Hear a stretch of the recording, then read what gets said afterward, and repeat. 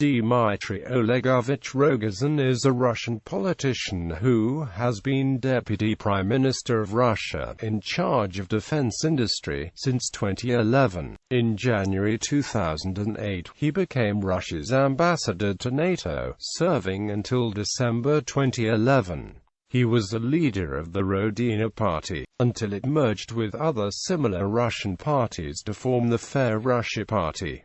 He holds a doctor's degree and speaks 4 languages.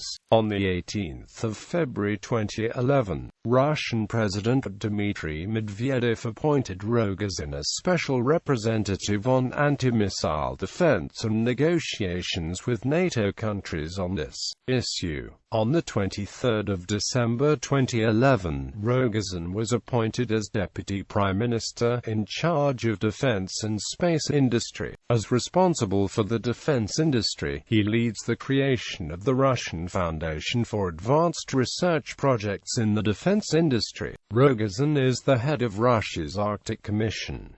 Early life and education. He was born in Moscow to a family of a Soviet military scientist. He graduated from Moscow State University in 1986, with a degree in journalism, and in 1988, he graduated with another degree in economics. In 1996, he also got a PhD in philosophy. Career. In 1993, Rogozin joined the recently created party, Congress of Russian Communities, led by General Alexander Lebedand. After its founder died in a 2002 helicopter crash, Rogozin became joint leader with Sergei Glaziev of what became the Rodina Party, which was described by Novaya Gazeta liberal journalist Anna Politkovskaya as created by the Kremlin's spin doctors specifically to draw moderately nationalist voters away from the more extreme national Bolsheviks.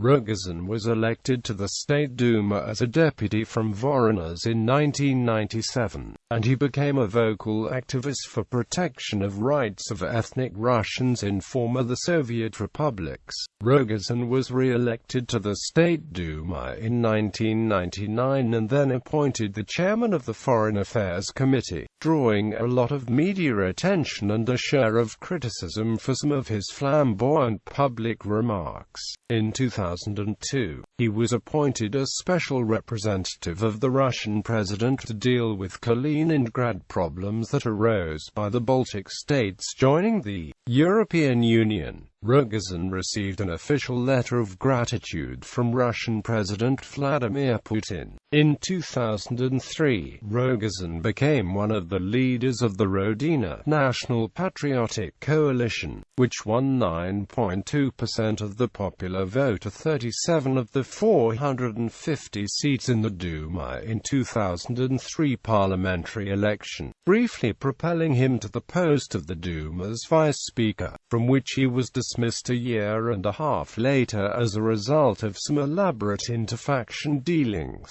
He remained an ordinary member of the Duma until the following election, in 2007. After the breakthrough in 2003 elections, Rogozin became involved in power struggle with Rodina's other co-chairman Glaziev, who had socialist views. Glaziev nominated himself as the party's candidate in the 2004 presidential election, but Rogozin called on his party comrades to support incumbent Putin. Rogozin soon ousted Glaziev to become the party's sole leader. Under Rogozin, Rodina shifted towards the right wing of Russian politics and became the second largest and one of the country's most successful parties. A number of controversies on Rogozin's policies culminated in it being banned in 2005 from standing for election to the Moscow City Duma for using what was considered as Chauvinist slogan, "Let's clean the garbage." Many analysts believe it was made illegally to prevent Rogozin becoming a candidate at Russian presidential elections in 2008. Rogozin's right views were not shared by all his party's members.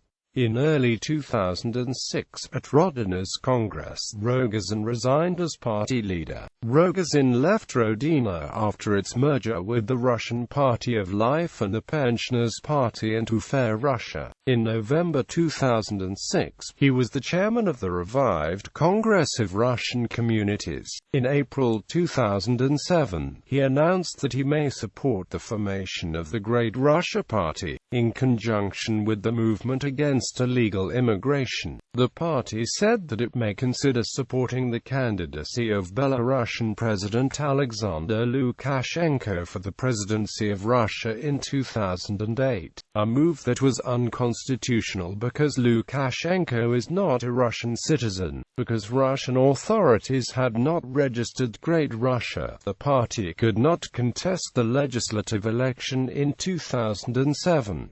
In 2008, he was appointed a Russian ambassador to NATO. As Russia's NATO envoy, he was heavily opposed to Ukraine and Georgia becoming members of NATO. After the two countries were denied membership of the NATO Membership Action Plan, he claimed, they will not invite these bankrupt, scandalous regimes to join NATO. More so as important partnerships with Russia at stake. For such words, he was criticized by some Ukrainian and Georgian officials. A former Ukrainian envoy to NATO, Ihor Sahak, said, "In my opinion, he is merely used as one of cogs in the informational war waged against Ukraine.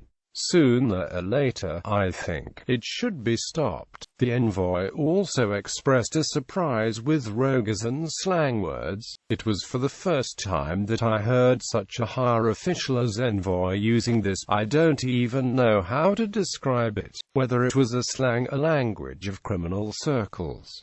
I understand Russian, but, I'm sorry, I don't know what his words meant." The foreign minister of Ukraine Volodymyr Oroshko stated that he did not regard the statement as serious. On March 17, 2014, the next day after the Crimean status referendum, Rogozin became one of the first 7 persons who were put by President Obama under executive sanctions. The sanctions froze his assets in the U.S. and banned him from entering the country. He was also added to the Canadian and to the EU sanction list due to the Crimean crisis.